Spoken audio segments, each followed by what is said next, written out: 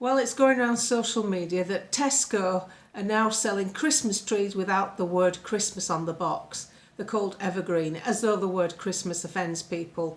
We sit here in our country, a mainly Christian country, where we've been accommodating to everyone else's religion. Happy Eid, Happy Diwali, there they are. Everybody's quite pleased to celebrate these religions, but why not Christmas? Why is that so offensive? And if it's so offensive, what are you doing here? We're a Christian country, that's what we're about.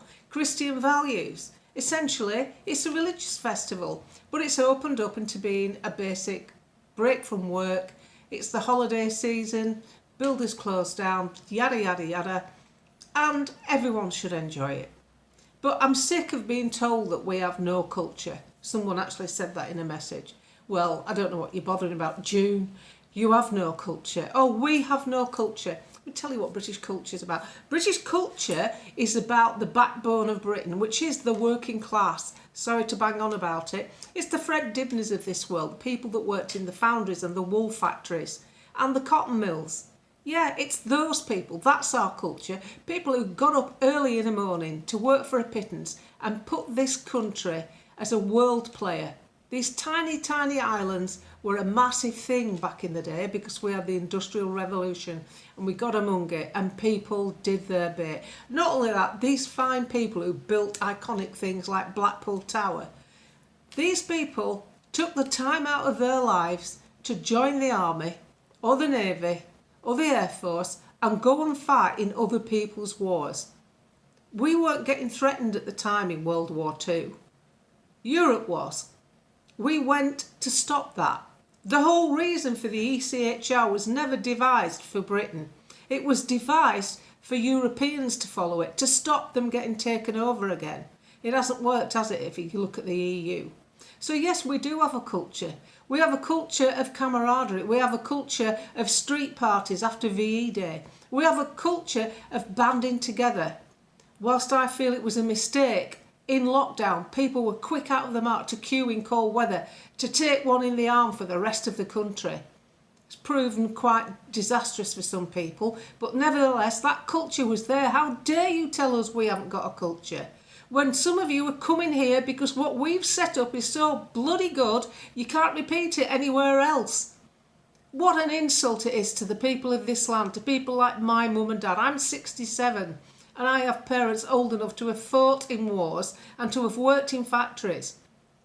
The NHS credited with having foreigners that work there. Fair enough, yes, you're doing a good job, but let's remember all the other people that work in the NHS as well. I'm sick of being told we have no culture. And we even get told this by people serving in Parliament. It's absolutely ridiculous. It's an insult. It's a slap in the face. And we get told off. We're racist if we complain about immigration. How utterly stupid. We're not complaining about immigration. We're complaining about the amount of it. That's complaining about the figures, not the actual individuals.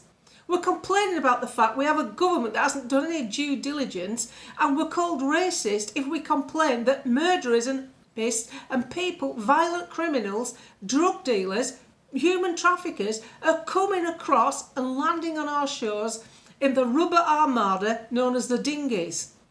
Day after day after day, and the saddest thing of all about our country, the biggest deterrent is the weather, not the government. Your nana goes to Spain for a week and comes back and has to queue up in passport control to make sure nana, who lives in this country, has done all her life, is the right person to let in the country. And yet you can rock up on the beaches of Kent. Some even disappear. They don't even make it into the figures. They go and work on the black. And we're told to accept this as more and more attacks on young females and women across the country are happening.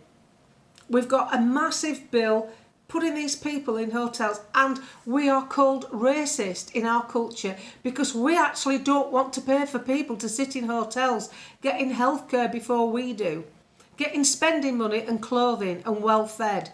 Buffet style meals that anybody from the working class would be happy to have as a holiday event if they went away to a boarding house in a seaside town.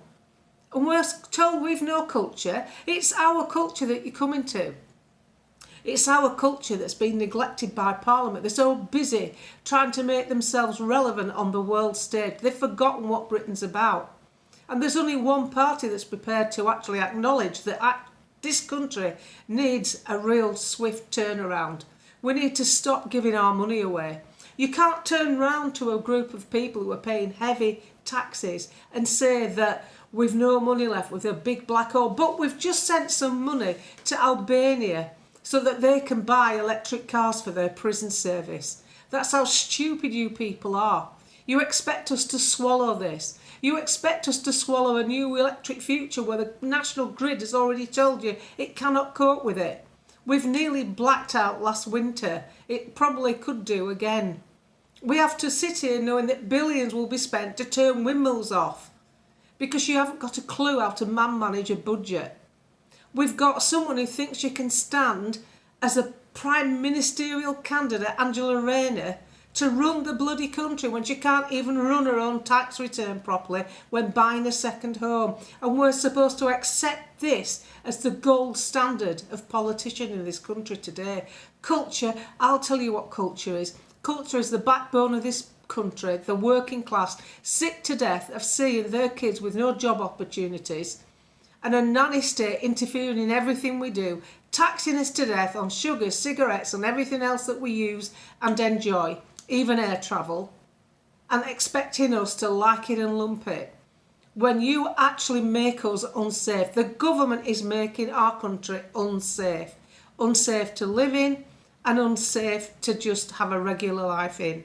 People aren't going on dog walks in rural areas unless they're with a friend. What does that tell you? I am sick to death of seeing these elitist politicians backed up by those inane journalists who ask all the wrong questions. In a press conference with Nigel Farage, a journalist said, well, what's going to happen if you're going to basically play hardball with the EU? What happens if they play hardball back? We should have been playing hardball from day one. We should have threatened to go on WTO rules, World Trade Order rules. The clue's in the title. It's world trade. What the rest of the world uses to trade with the EU. We were their biggest customer. We sit on their beaches, we ski down their slopes, we buy their cars, their cheese, their wine. We were an excellent customer. And yet we, as the customer, were grovelling around hoping they wouldn't hit us any harder, despite the fact they encroached on our fishing quota as well. Out of our UK fishing quota, 25% was lost to one ship that was fishing off our quota because simply it was registered in Hull. It never saw a British dock again after that point. And it took 25% of the UK's fishing quota. That's how stupid our politicians are. Stupid and misguided and focused on being a global entity rather than running a country. And we, the people, are absolutely sick of it. And that's why Labour and Tories are tanking support, because there's only one party coming forward with any logical, practical solutions that people can look at and think, yeah, if you stop spending on foreign aid and stop spending on hotels, we're going to have more money left to spend on something else that we actually need. That's our culture. The working class that fought in the wars, that built the factories, that built the foundries, that built the bridges, that built the motorways, that built the hospitals. We are the culture, and you're coming to this country because of everything we've built up. Have the decency to say thank you very much.